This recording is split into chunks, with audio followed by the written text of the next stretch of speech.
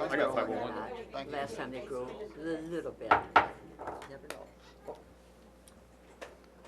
I'd like to welcome everyone to tonight's village board meeting.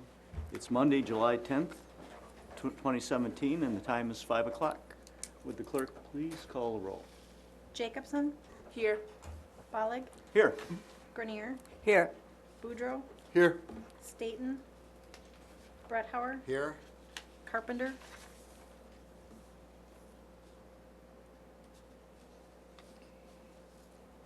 Thank you. We'll move on to item 3, which is the swearing in of police officers Corey Rayfelt and Tanner Pierce. Would, Hold on. Oh. Hold on. Let me see if you were. okay. I warned you that I might forget. Should have tied him down to his chair. Huh? Should have tied you to your chair. Yeah. So, good evening. On behalf of the members of the Oregon Police Department, I'd like to welcome you to the swearing in of Corey Rayfelt and Tanner Pierce. This is one of the best parts of my job. We all get to be part of something special. I truly believe that law enforcement is a calling and not a job. I get to offer these two great young men a start in their law enforcement careers. They get to be part of a true brother and sisterhood that is nationwide. We get to watch them grow and develop as officers and to serve our wonderful community. As you know, the members of the Oregon Police Department are committed to working together as a team to be innovative, professional, and responsive to the public safety concerns of our citizens. We have created an organization that is staffed with highly professional, dedicated, motivated, and competent personnel, and we are pleased that Corey and Tanner has decided to be part of our team. Talk a little bit about Corey. Corey grew up in Illinois. We're not going to hold that against him. All right. He attended high school in Rockton and went to college at UW-Stevens Point, where he earned a bachelor's degree in resource management with a law enforcement emphasis. He then enrolled in the Law Enforcement Academy at Mid-State Technical College in Wisconsin Rapids and graduated in May of this year. Corey worked in protective services while he was enrolled at UW-Stevens Point and also worked as a CSO for the Appleton Police Department before joining us. Now we'll talk a little bit about Tanner. Tanner went to high school in Russiaville, Indiana, and we're definitely not going to hold that against him. Well, we'll see. All right, Russiaville. Yeah, I haven't heard that either. Yeah. After graduation, Tanner joined the Marines. Hoorah.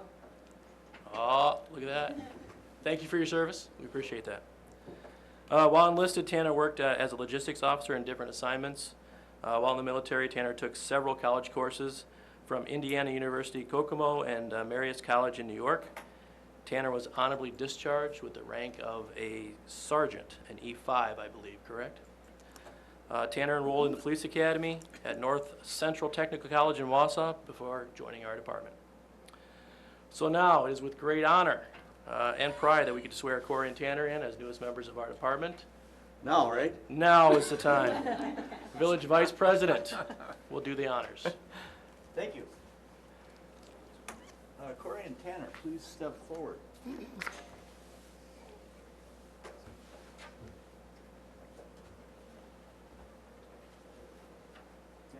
Thank you.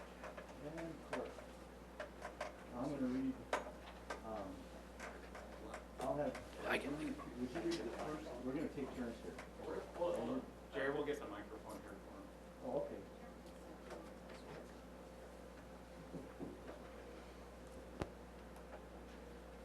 Try turning it on. Is it working? Oh, there you go. All right. How about we turn to the side so everyone can see? All right. All right. Who do you want to have the microphone? Give it to, How about we do this? Stand right? No, stand right. Stand right. A little bit farther back. Now I can't see. Well, stand up. Here we go. Go ahead. okay. Please state I in your name, please, starting with Corey. Both you say the same thing. Say I, and then say your name. I, Tanner R. Pierce, And then repeat after me. Do solemnly swear that I will support and comply do solemnly swear that I will support and comply with the Constitution of the United States of America with the Constitution of the United States of America, the Constitution and laws of the state of Wisconsin, the Constitution and laws of the state of Wisconsin, the charter, laws, and ordinances of the Village of Oregon, the charter, laws, and ordinances of the Village of Oregon, rules and regulations of the Village of Oregon Police Department, the rules and regulations of the Village of Oregon Police Department, and the Law Enforcement Code of Ethics, and the Law Enforcement Code of Ethics, and that I will faithfully discharge the duties of my office as a sworn officer of the Oregon Police Department. and that I will faithfully discharge the duties of my office as a sworn officer of the Oregon Police Department. I will assume my duties as of July 10th, 2017. I will assume my duties as of July 10th, 2017. Thank you. Now we sign. Got a pen right here. I've got you right here. Here.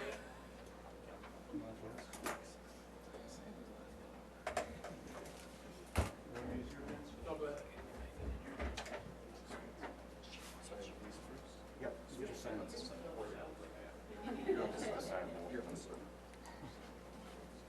Go right ahead.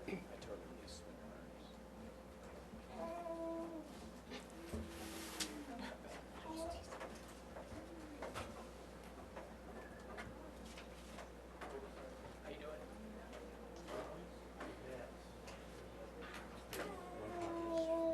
Jury needs to sign, and I also need to sign. Okay.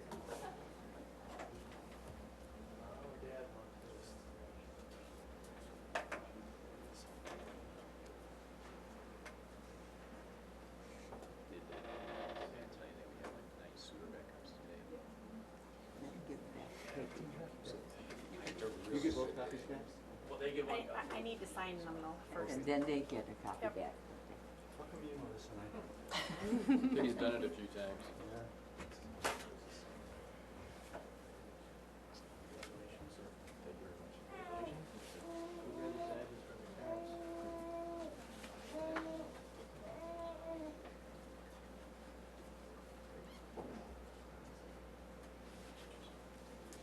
I almost fell. Yep. 50%, Jerry, nothing like 50%. Can't be better than that. It's not bad. Done it twice and blown it both times.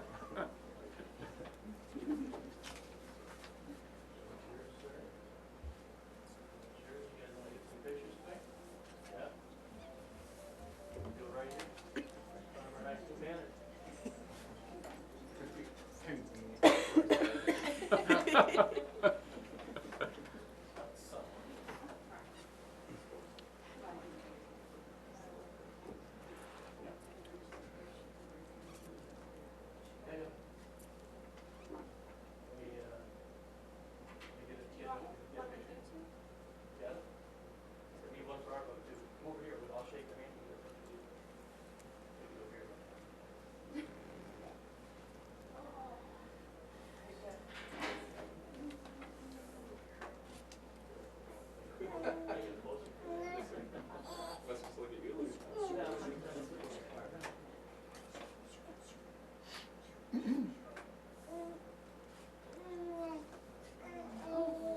Got it, Alex?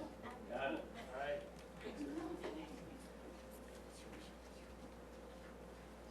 The department's really getting young, isn't it? Well, he graduated from Stevens Point, so he's probably now Ready? 23.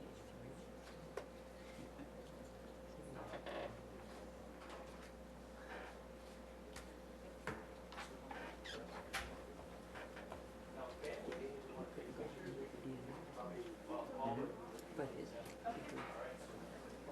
But why? The way governors are pretty fun. I think you get back to the I'll send it to you. So, done.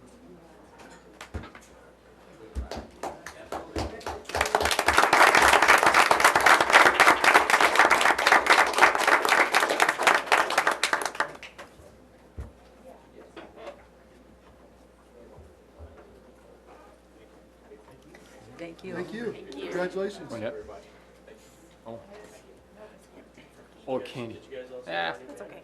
Yeah, that's Yeah. awesome. There's worse people I could be. Very nice.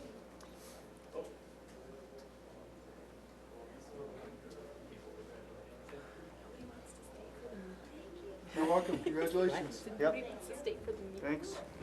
Okay, we'll move back to our agenda now and move on to, 10C, but I guess, Well, we just wanted the board to, or Brian wanted the board to see the recruitment banner, so Mhm. that's just an FYI. okay, So we're done. Very nice. all right. Yep. I'm sure Dan displayed those, and Mm-hmm.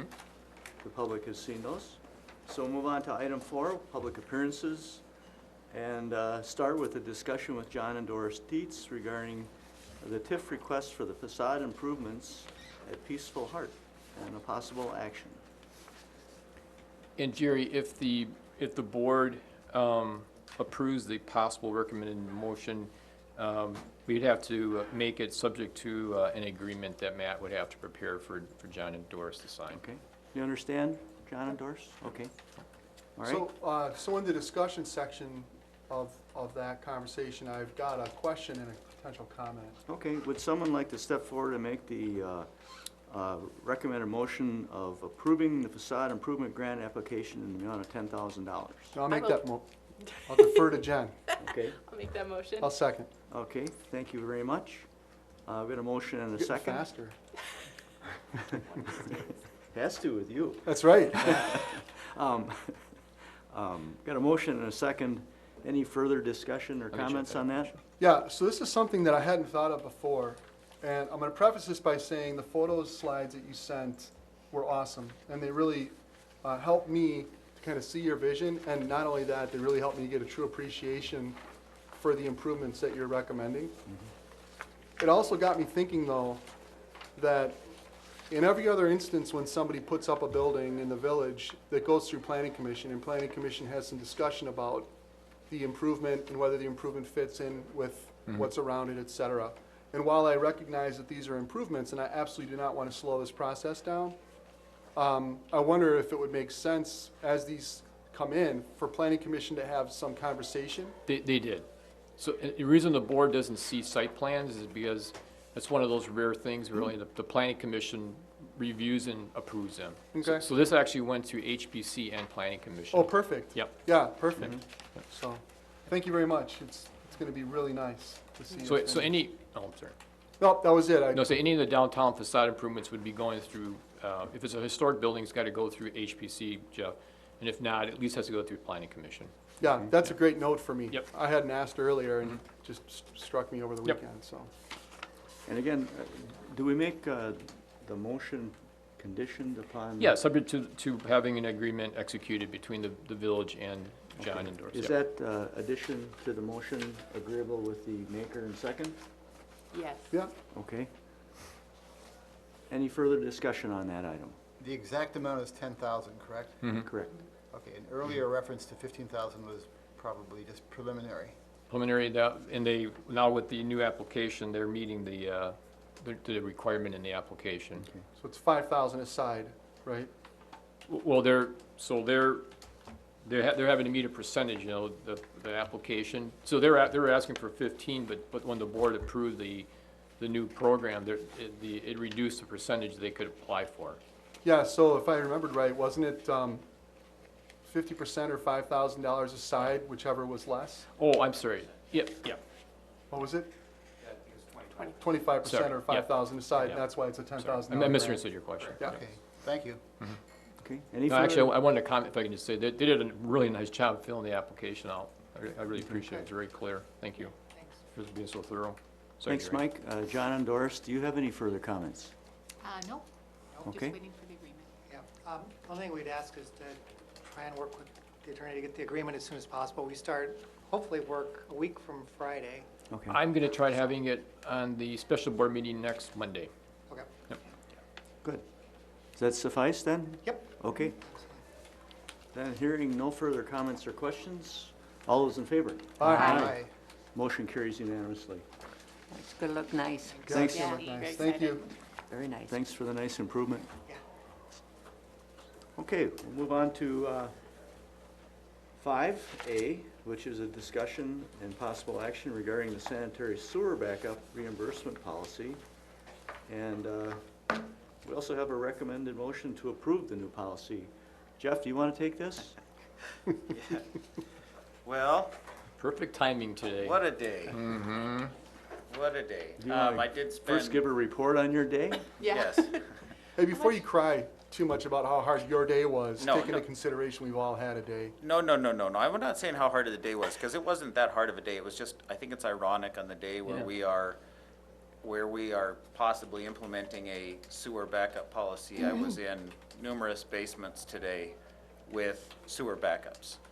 And we both have admitted that in the past, sewer backups have been rare, and they have been, but we also did not expect, we received about 4.57 inches is what we received in that 2 or 3 hour time period. So it was, I have not calculated the return period of the storm, but I'm sure it's well in excess of a 100-year event. So when you say it was a sewer backup, is there a difference between a sewer backup and a stormwater backup? Yes, It's two separate systems, right? two completely different systems. So this storm actually caused sewer backup? Yeah, what happens when we get a significant rainfall event, people's sump pumps tend to kick in. And there are many people who illegally dump their sump pumps directly into the sanitary sewer. And we try to get them to change those, and we work with them, and sometimes when we're in inspecting for meters and stuff, we'll see that and make them change that. But, when you think about once one pump turns on, and then 2 pumps turn on, and 3 pumps turn on, there are times where portions of our system can get overwhelmed. And when that gets overwhelmed, the sewer system actually surcharges. We also have infiltration, it's called I&I, infiltration and inflow. And that can come from the tiny holes that are in manholes. Old manholes have pick holes in them, and surprisingly, a couple hundred of those can really start to add up. It can be leaky pipes, it can be leaky manholes, and we're always trying to kind of get an upper hand on that, but it's never a perfect system. So, we saw our flows actually go from a normal of about 1.5 million gallons per day to over about 2.6 million gallons per day. So that's, a significant magnitude of what we experience in the system. So that's part of what can cause a sewer backup. And I think we're still evaluating. I mean, it's very early. There were probably, I estimate, 6 to 10 backups, sewer backups. So, I don't know how far our $30,000 in here will carry us, so we will have to this is new charted territory for us. We'll be continuing to work with the residents and everything moving forward. But the policy we have, I mean, the 2 choices that were before us were, we either consider sewer backup insurance through the League of Municipalities, which we estimated to be around, I believe it was $17,000 to $18,000 for our village. And of course, we'd likely have to pass that on in the fees. So you either have that, and that buys you about $100,000 a year aggregate for sewer, no-fault sewer insurance for residents for backups. The decision a while ago was that, we have not had a history of sewer backups of a lot of them, and that money would probably be better spent if we would kind of go the self-insure route. And that's the route we're going down, where we're saying we're going to set aside a certain amount, has to meet certain criteria of this agreement, and then allow claims to go through those type of agreements. And there is some, I think we're going to ask for maybe some language that might be added to it. Is that correct? That would give the board the latitude in the event of a significant event such as this to increase that amount at their discretion. So, if you felt that we just had a really bad event and $30,000 is not enough, and we have a way to obtain funding for an additional amount, that would give you the latitude to be able to do that. Our attorneys, and Eileen is here, and Eileen spent a lot of time on drafting this, as well as we've gone through with some reviews. I think it looks really nice. And you'll see some of my comments in there. I think the only comment probably the main comment I had was reducing the amount from $7,500, which was in our original draft, to $5,000 per resident. My feeling there was to reduce it to, I still think 5,000 is a considerable amount to really assist a resident with, but we don't want to get to a point where we feel like we are insuring all the residents. You know, I still think it's personal responsibility for residents to, first of all, if they don't have one, to install a backflow preventer on their sewer lateral, and then secondly, make sure that their homeowner's insurance includes sewer backup insurance, which is usually a $10,000 amount under sewer backup insurance. So we still want people to be having that kind of coverage, and that this would kind of be part of that package that helps them if in the event they have a sewer backup. Eileen, what do you think? I think the only comment I want to make at this point is that it's worth thinking about what is the aggregate cap on this policy. I think we were really comfortable with a $30,000 cap, which isn't a magic number. Frankly, we just borrowed it from the policy we looked at for our starting point before today. We didn't think you were going to have many years where you might see $30,000 worth of claims, but we know right away that you are. And one way to deal with that is, should you face a year in the future where you have more than that number of claims, you could change the policy to increase the aggregate cap. But the reason we have a cap is not only so that you can budget for this expense, but also to provide some meaningful guidance that will work for you going forward. So if the feeling is, in light of today's events, that maybe $30,000 isn't a big enough cap to start with, then one change we might want to think about right away is, where is the cap going to be going forward? Really, the purpose of this policy is so that you protect yourself from the situation where you have a resident come before you with a compelling story and you're willing to reimburse them sort of for their facts and circumstances, and then you have someone else that comes and you're not willing to reimburse them. If you have a policy in place and you're reimbursing according to a policy, we feel that you're protected in that circumstance. So I would think about, does this policy fit going forward, knowing that you've had a big sewer event this year, rather than planning on using your discretion to amend the policy in the future. And I should say, we have really, I wish I could give you an idea, but our goal today was just to try to get water out of people's basements and get the water from coming in to come in more. And so that was kind of our focus. We really haven't even had a chance to sit down and create a list of who it was. I mean, we know the areas that were affected were over near Prairie View Street and Lincoln Street, which we've had a history of some problems over in that area. Yep. So, but you know, as far as number of homes and extent of damage, you know, I ask all of our residents, whenever there's a problem like this, first let's take care of health and safety. Then let's start looking at documenting everything with a lot of photos and lists and things, so that, you know, whether it's going to be through their insurance company or through a claim through the village and our insurance company, just so that they have all that documentation. But I wish I could say, you know, I mean, we're looking at actually what we already have is, how much do we have with the Lunds and the? I was just thinking that, yeah. We have 3 claims currently before us, Yeah. and The small one, about 1,000. I think it was 17,000 was the amount that we currently have before us, and that'll be coming before the village board on the 24th. Yeah. I think that to have a conversation that goes too much into the events of today while we're trying to approve a policy is a mistake. I think we had a good discussion about the policy leading up to this meeting. I think Matt did a really good job of taking the discussion and putting it into verbiage. Correct. And I would not want us to color our decision today based on these pending claims that we may or may not see, that may or may not fit, that may or may not exceed the limits, and et cetera. I agree. So maybe, I don't know how the rest of the board feels, but maybe I'll just make a motion to accept the policy as Matt drafted it and see where that goes and deal with the claims and such conversation another day. Sure. I'll accept that motion and ask for a second. I'll second that for, Further discussion? yeah. I guess, Darlene? so, but that doesn't include the part where they talked about the board being able to change the limits. As it's written, it didn't, I don't remember it including the part where the board can change the limits if we do have an event, Well, correct? That's to be added? I think the board always has at its discretion the ability to go back and Yeah, so amend Eileen and, policies. oh, sorry.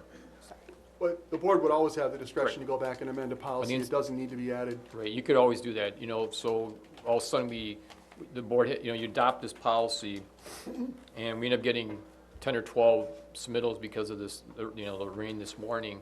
The board could always, as Eileen's saying, you can amend the policy at that point if you wanted to. So we don't need specific verbiage in here about that? No. No, I guess I would urge the board to amend what we have, and See what happens. if necessary, Yep.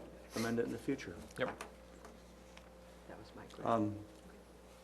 Jeff, I didn't see anything specifically dealing with the justification process in this. In other words, receipts and proof of It's on the form. repairs. Can you refer me to the, It's on the form, Jerry. well, it's on the Please form. attach all receipts for claim expenses. Okay, Because it's, yeah. all right, thank you. Yep. Don't we allow a independent auditor to review that? So you reserve the right to ask an independent auditor Yes. to review it. So for example, you receive a claim, you think, well, maybe this is something that the village would have insurance coverage for, you may refer it for that determination. We do have to hire some independent firm to help us do these. Because, Jeff and I are not insurance agents, so. or What's the adjusters. cost? What's the cost of that gonna be? I'm not sure. We haven't even got to that point yet, so. And I told Jeff this afternoon after we were talking about this, if we do this for a couple of years and we find that the firm is too expensive and we're paying too many of these claims, we can always go back and just have the insurance. Right. From the village's insurance carrier. Now, I wonder, is this something where if we needed a second opinion, Matt could, because what you're really talking about is interpretation of the policy that Matt wrote. Well, the policy is meant to be not only a no-fault policy, but it's a regardless of fault policy. So a homeowner that has a backup really has two choices here. They could continue to file a notice of claim against the village and pursue the village's insurance carrier on some theory that the village is responsible for this backup. Or alternatively, they could say, this is a program that's available to me and I'm going to submit my receipts. The list of things that can be considered in reviewing those receipts is in 3.4 and 3.5, and provided that the backup occurred and we don't know anything that would suggest that it's a disqualified backup based on these factors, the idea would be that the village board would pay out that amount without making a determination about whether or not the village played a role in causing the backup. And so that's how you are achieving the benefit to having this policy should be that it would reduce claims against the village because it provides homeowners for a way to get reimbursement without having to file a legal claim. So I was under the impression that they would file a legal claim first to see if the village's insurance policy would pay it. And if the insurance policy declines it, then this would be recourse for them, short of we have no recourse. This is drafted differently than that. This is drafted that this is a completely independent route that the homeowner could take to get reimbursement. If you received a claim and we thought at the village staff level, this sounds like a claim for which we might have insurance, then the village staff can refer the claim to the insurance carrier for its determination. So I would think that every claim should go to the insurance carrier first for its determination, and then come back to this if the insurance carrier can't cover the claim or won't cover the claim. And the second thing is I'd be really careful about hiring somebody to review the claims, because at the end of the day, the answer is yes or no. The decision is going to have to be made maybe by the board on your recommendation that it fits the parameters or doesn't fit the parameters, as opposed to racking up contractor fees or fees with an independent third party. I think it's more or less trying to when they're trying to justify the value of certain things, and Yes, that's I like agree. if someone submits, I think like in my email, someone submits a receipt for a $1,500 sofa that was purchased 12 years ago. It was a nice sofa then, but it's just been in the basement, and it's they're not really entitled to claim $1,500 on that sofa because it's that was not the current value of it. But what we're talking about is replacement cost, right? They have to sit on something. Right. So could we just have them go out and submit three Well, quotes along with their No, claim? I mean, being able to assign value, when, we've seen this before in claims, when someone submits something and, if we feel something's inflated in cost, then we reserve the right to be able to talk to kind of an, independent adjuster of sorts to be able to say, no, I don't believe, this is the going rate for bags of clothes, I don't know. So This if is we new think that- territory for us, so. If we think that every claim is gonna go to an adjuster, I would encourage you and Mike to build that in to the program, because now it's not a $30,000 program anymore, now it's a 30,000 and whatever. Or maybe Yeah. it's a $40,000 program, but we should know that going in, that there's gonna be administrative costs associated with this program. Or two, decide that you don't want to add the administrative costs and use your best judgment. Either way, it's gonna need to come to the board for approval. Oh, It will. And I'm absolutely. comfortable with your best judgment. Mhm. And more important to me is, I would rather decline a homeowner for their claim for $1,500 than give them 700 taxpayer dollars and have them leave upset, because $700 isn't gonna get them what they need. You see what I'm Sure, saying? It's kind of sure. penny wise and pound Right, foolish, Right, it's, in my opinion. and I think by leaving it at $5,000, it's not gonna be the difference between, I mean, it's not, 5,000 will very rarely cover a significant, all the significant portions of a backup. I mean, that's just, it depend on how nice the house is and how much stuff they have in the basement and everything like that. But I agree with you, we don't wanna Yeah. split hairs. Yeah, or tack on a lot of administrative costs that we're not aware of. No, we don't have the time for that either. I'm thinking of the 3 claims that we have, there's probably only one of the claims where we would do a little more thorough investigation on costs. What do you think, Mike? Yeah, I mean, that's what, you guys are making a really good point. I mean, there are some that we'll look at and go, that's fair. They're not asking for the world, and we'll submit it to the board. But there may be something where somebody's saying they have a couch that's 20 years old, and they're saying the couch is worth, I'm gonna exaggerate, $3,000 or something like that. And, Jeff and I guess could say, well, that's Yeah. not right. So we may have somebody the board would hire we could say, what's your opinion on that? Yeah, I don't anticipate us sending every claim to somebody to look at. No. Or I might even ask, the homeowner, they're gonna be reasonable, where they got the number from. And in the course of discussion, they would maybe self-realize Yeah. that number was overinflated and. Right. And maybe to Jeff's point, if you're talking about, and I know you picked this number out of the air, but if you're talking about $3,000 for the couch, it doesn't leave a whole lot of room for the rest of that lower level. Right. And so that might wind up being absorbed by the homeowner in a different Right. way. In terms of Well- our 3,000 might go one direction and their 5 might go the other. Well, and we cap personal property replacement at $1,000. So that also kind of, I envision a lot of those will be capped at the $1,000, and then the rest will be for cleanup. I mean, the goal is, I was telling this to Jeff, so our last, I don't know if you consider this a flood we had today, but the last, Yes, it was. okay. Yeah, Yeah. so the last flood we had here was in 2007, we had sewer backups. You are gonna have sewer backups during a flood. But Jeff's right, that if you look back over the last 10 years, we really haven't had that many sewer backups. So the idea, again, is to try not to pay almost $20,000 a year of a premium for insurance.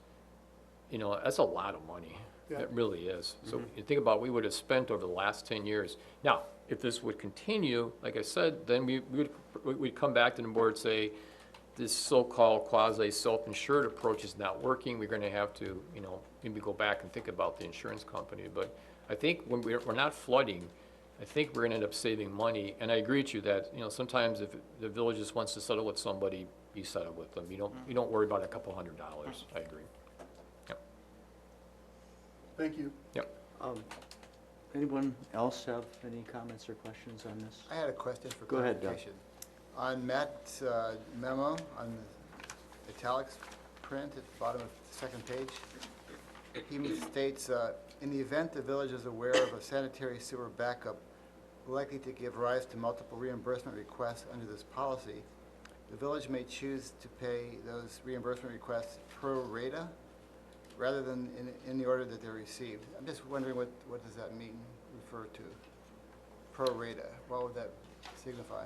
So you can envision a year where there are one or two claims early in the year and then some catastrophic event later in the year, and you've already spent some of the money you had allocated under your $30,000 cap, and we know that perhaps more than $30,000 in additional claims are coming within the same calendar year.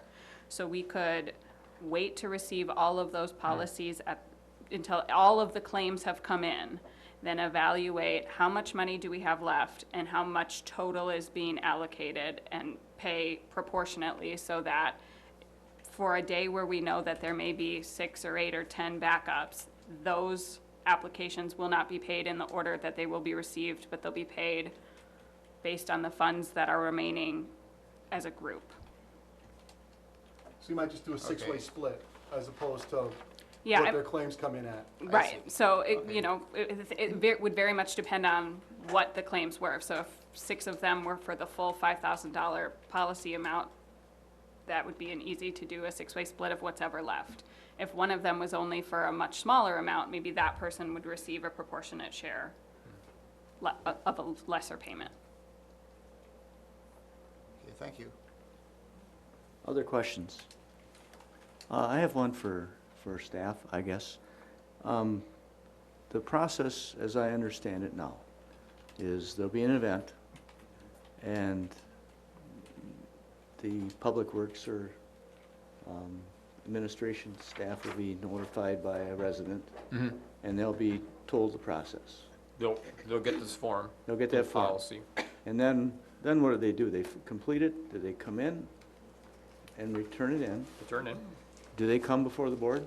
We'll submit it to the insurance company, Submit it to the insurance company? and then we'll process the, well, I'm gonna speak for Jeff, but we'll process the claim, and it'll be coming in front of the board, correct? Yep. The claim will? Yes. And the resident will accompany the claim if they Yep. wish? Yep. Okay. All right, everybody understand? Yeah. Okay. They'll come here and talk to the board about their, because they may not like what we're Right, well, suggesting. in some cases, I'd count on it. Yeah. It's, but, But the goal is to try, I mean, I know Pamela Lund, and I forget the other name now escapes me, but, they've come before Yeah. numerous meetings, and our goal is to try not to have them come to Right. meeting after meeting after meeting. We're Right. trying to streamline the process, and I think Yep. that will. But they should still come before the board because it'll be heard. before yes, the- yeah. yes, okay. If I could just add one final caveat to that, the last step in the process will be when they receive their payment, they will sign the release, which is the last part of this packet, and they agree by accepting the payment and signing the release that settles the matter, and they don't have any further claim against the village. All right. Everybody good? Final question, kind of dovetailing on something Jeff brought up, is where in the budget is this going to come from? Sewer budget, sanitary sewer budget. Sanitary sewer budget? And so will we be adjusting the sanitary sewer budget each year? Well, that's what Eileen was saying at the beginning. Well, by having the amount in the policy, we're gonna budget $30,000. Is that going to be a separate line item?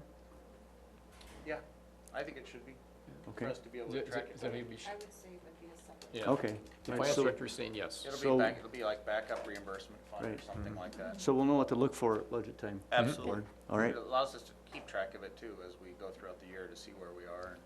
okay. But we'll have to probably amend this year's budget, right, Lisa? Yes. Yep. Do a budget amendment for this year. Okay, sounds good. And has that motion been made, Peggy? Yes.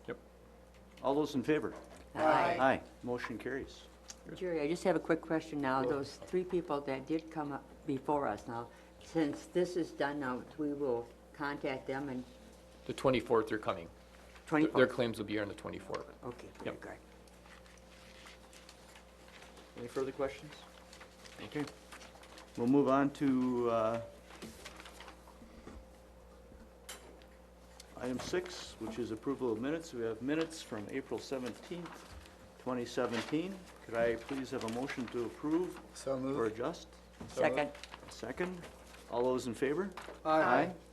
Motion carries. And we did catch one little typo in, oh, go ahead, Peggy. Sorry, I'm stealing your thunder there. If you take a look at item number 3 in the discussion area, where it starts the Calstone family. If you go down 3 lines, it says it was discussion. I changed it to it was discussed, just Oh, okay. for reference. Thank you. Yep. That would be correct, right? So the minutes are approved. And we'll move on to my favorite thing, the approval of vouchers. Tonight we have vouchers totaling, general operating fund vouchers totaling $251,728.48. How are we gonna pay for that? I don't know. Sewer budget. Sewer budget, That's yeah. the name of it. And No, not sewer budget. we've got other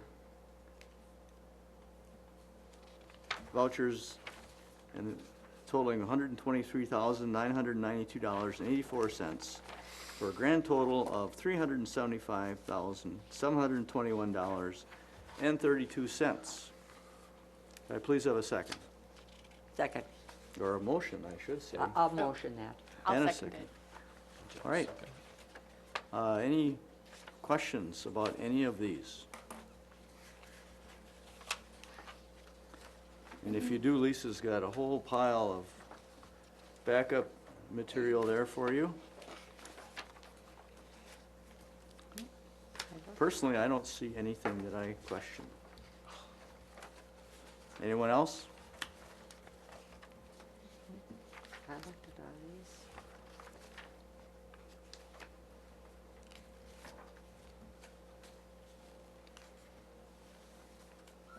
Can we move forward then?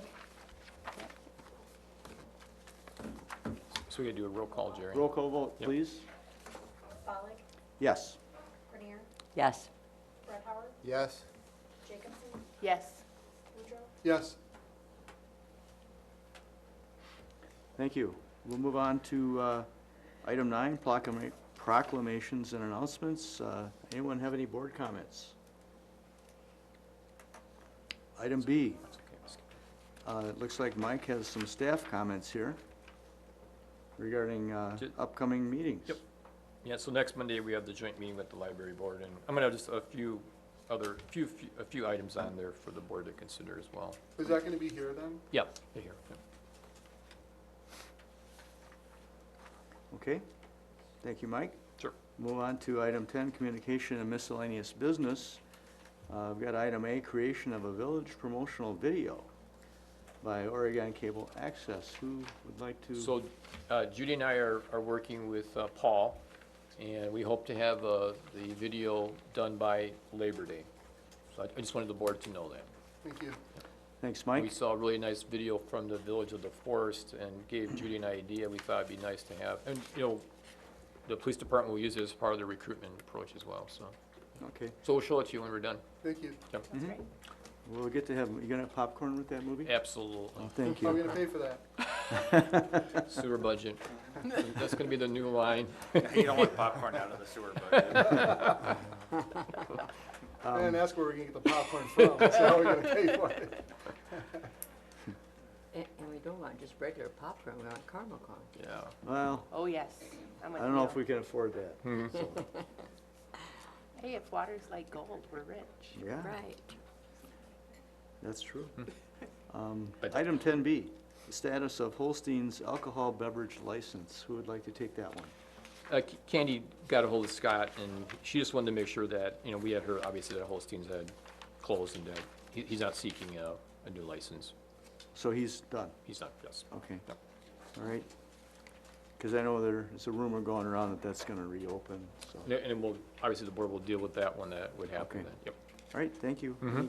Any board questions?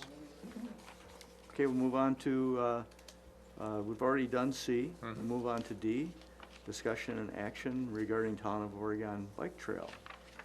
And the recommended motion is approve sending letter of support to Dane County for Town of Oregon Bike Trail. Would someone like to make that motion and get this rolling? So moved. Second it. Thank you. Got a motion and a second, and discussion, please. So this will go from Anderson Park, and then it'll be on the road on Locust Grove, and they're trying to make the connection into the town park on the other side of Glenway. And they're trying to figure a way of not having to drive on, or I'm sorry, to ride on Glenway, so I know the town's working on that. Okay. And so they're asking us to send a letter of support to the county for that. Does this solve the connection issue that we've been trying to figure out? No. No, that's different. That's Yeah. different. But this would be a nice addition to the village and town, it would be. Will it be on the road by the Anderson Farmstead then, You know, likely? I have actually not seen the map, but I think the only part of the trail they're probably gonna be it's gonna be on the road is Locust Grove. I don't know if, when Locust Grove intersects with Union, if it's gonna go right into the park. I'm not sure about that, Doug. I'm not. Okay. I'm not- It will be revealed. Yes, at some point. Any further questions? All those in favor? Aye. Aye. Motion carries, so you can send the letter of support, Mike. I would do that. Thank you. Item E, distribution of library board information for July 17th, meeting between the village board and the library board. Yeah, so Nikki and I just wanted the public and the board to have an extra week to read it before next Monday's meeting, so that's why Okay. it's in the packet. Okay, board, read and digest before next week. Will this be in the packet again? Yep. Okay. So you know how we're kind of careless sometimes. I will for sure be in the packet again, yeah. All right. Thank you. Sure. Any questions on that? Hearing none, we'll move on to item F, discussion and possible action regarding authorizing the Director of Public Works to solicit proposal from village engineer Rupert Milkie for preparing construction specifications for drilling well number 6. I don't know why I'm having trouble spitting that out. But, and we have a recommended motion to authorize the Director of Public Works to solicit a proposal from village engineer Rupert Milkie for preparing construction specifications for drilling well number 6. Would someone please make that motion? I'll make that motion. And a second, please. Second.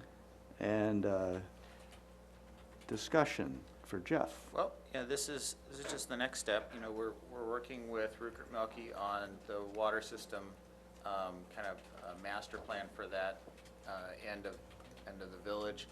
We have a well site now. That the well site could change a little bit depending on what would happen with what's being called the forward development property over there on the property that's 72 acres owned by the Lutheran Church over there.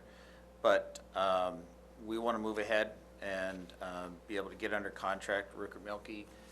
That will, they're very familiar with the project. They're very familiar with the well system plan out there.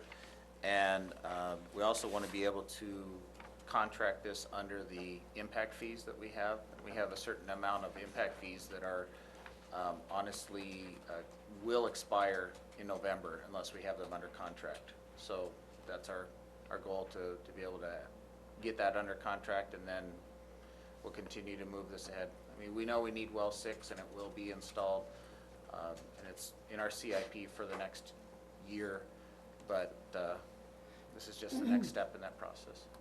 Okay. Anyone have any questions on possible well number 6 or soon to be well number 6? Hearing none. Circular. Pardon? It's circular and in the ground. In the ground. Did you say where it was? It'll be right at the end of Bergamot Boulevard, over near the With Presbyterian Church. Presbyterian Church. Very good. All those in favor? Aye. Motion carries. Move on to item G. We'll be bringing that back for Okay. final approval before you as well, once we get the proposal from them and know the amount and everything. Thank you, Jeff.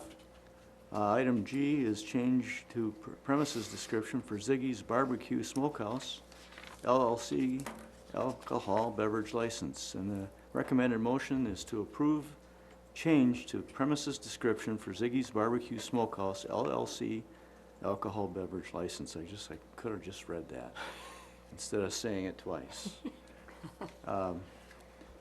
Candy wanted the board to approve it, and I wrote, if you saw, it's his handwritten note, that's on the bottom of the sheet, that's the change. Everything else is staying the same. Okay. The piece that I wasn't quite able to figure out, it looked to me as if what they're doing is they're setting up 2 taps to pour beers outside to serve. No, it's inside. It's inside. Yeah. Yes. Yes, Mhm. yes. So they're setting up 2 taps inside to pour beer. That's my understanding, yeah, but seating. And when they say that it's not gonna be a full-service bar, what they're saying is it's not hard liquor, it's just simply tap beer only? That's my understanding. I see, Correct. but while that area is unlocked, it will be staffed? While the taps, because they make reference to, locking the cooler when not in use. But I'm not sure if what they're saying is when it's unstaffed, it's gonna be locked in place, but when Here- it's unlocked, it's gonna be staffed? So everything that's typed on that sheet has already been approved by the board. The only change they're making, Jeff, is the handwritten change. Yeah, so installing a 4-head cooler, is that basically 4 taps? That's my understanding, yeah. Yeah. And that's inside. Yeah, it's inside. with- So the difference though is that, when they were given the beer license, you transport beer in and out of a cooler and it's locked in. They didn't have this set up, Right. yeah. So now my question is, because I don't know this Mhm. stuff, but when a tap is set up, Mhm. how do you lock a tap when it's not being attended? How do you lock the cooler? Lisa, do you know? No, I'm just kidding, Just kidding. She would know if anybody. Because my only concern with. I don't, actually, Jeff, I don't know. I've never seen a tap. I'm trying to think, because my husband used to work for a beer distributor. Yeah. I don't know. They What? they can just turn, they can turn the keg off, I guess. Well, that's true, yeah, inside, yeah. Inside. My Yeah. only concern with Ziggy's, and this is just a continuation of the conversation I was having when they wanted to serve alcohol Mhm, outside. mhm. The further this gets away from that kitchen area, my experience in having visited Ziggy's, the less control management has over who's drinking it, when they're drinking it. Yeah. And now they're asking for taps to be put basically by the door, Yeah, out to the patio. And so I'm not concerned necessarily that they're going to operate responsibly. Yeah, yeah, You know, yeah. I think they're great Yep. business owners and Mhm. great to have in the community. But if I'm gonna be approving let me, placement and utilization, I just would like to know that they're controlling it. let me, so why don't we do this, if it's okay with the board? I'll put this on next Monday's agenda. In the meantime, I'll ask Candy for that information about how it would be controlled. Yep. They do have a camera. That's what they said back here, too. But I think Jeff's asking, I think Lisa's right, I think you do turn it off inside, but I haven't used one in a while. And if you turn it off, is that locked somehow so I- that somebody yeah. can just go turn it back on Yep. again and It pour depends on themselves how they're beer? storing it, I suppose. Yeah. Maybe, the keg itself might be stored in the basement. I Yeah. don't know. 'Cause Oh, and the most of them hose are run up? Yeah, and then Yeah. usually a hose But runs then how out do from the you- basement. So, I don't know if there's a way, and I don't know that good enough, if there's a way that they can like turn the hose part off so that they can't serve Yeah. out of them, like in the basement. And at what point do we, as a village, say, the way that you're setting up your establishment, we're requiring X amount of staff on site? I've That's never- why you approved the premise description. Yeah, So it's never, I've never gotten to this point before where in my head I couldn't Mhm. see how one person could control everything that's going on. mm-hmm. I will ask Candy to get a hold of him and get a hold of Mike and talk. Yep, Thank you for that. sure, absolutely. Okay, so we're gonna wait now. I'll bring it until back to the next meeting. Yep. Okay? Yep. Any questions or concerns about doing that? Then we'll move on. We've got reports of committees. Got the June 26th Personnel, Public Safety and Protection Committee meeting. Those minutes will be on the July 24th meeting. Yep. When Trustee Carpenter is back. Item 12, we have no minutes not requiring action. Item 13, we have no unfinished business. And item 14, our new business is the approval of pending new operator license, and these are approved by the police department. Ziggy's Barbecue and Ice Cream, Cody Leader. Quick Trip number 302, Stephen Lavolu. Quick Trip number 372, Micah Crawford. Mahan's Liquor, Evan Klimke. And item B, we've got approval of pending renewal operators licenses, already approved. Ace's Main Tap is Carrie Klitzman and Rochelle Martin. Quick Trip number 702, is that right? 302. 302, Alex Meredith. and Mulligan's is Bradley Franklin and Erica Shore. So, So can I'll you make a amend motion that for to the, approve those. for the minutes, Peggy? The number is 3702, my guess is you're right, there's a, yeah, It should be 302. okay. Yes. So, could I have a motion to approve both the new and the renewal operator licenses? I'll make that motion. And a second, please. Second. Further questions or comments? Hearing none, all those in favor? Aye. Aye. Item 15, we've got a list of future agenda items. And item 16, I'll make that motion to adjourn. and a second, please. I'll second that. All those in favor? Aye. We are adjourned.